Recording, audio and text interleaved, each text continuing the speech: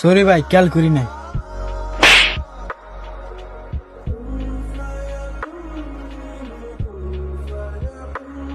পিছের দিকে ধাক্কা দিয়া কস সরি। আসলে ভাই আমি খেয়াল করি নাই। ধরে বেটা যা।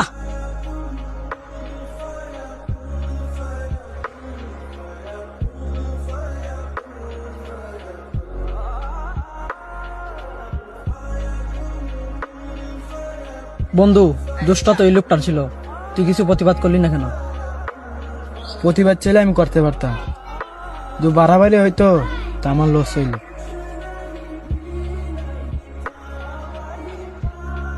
লোকটার সাথে মনে করিস না আমি পারবো না, পারতাম আমি। মানুষকে মাফ করুন, আমার আল্লাহ রসুল খুশি হোক, তাই জন্য আমি মাফ করে দিছি।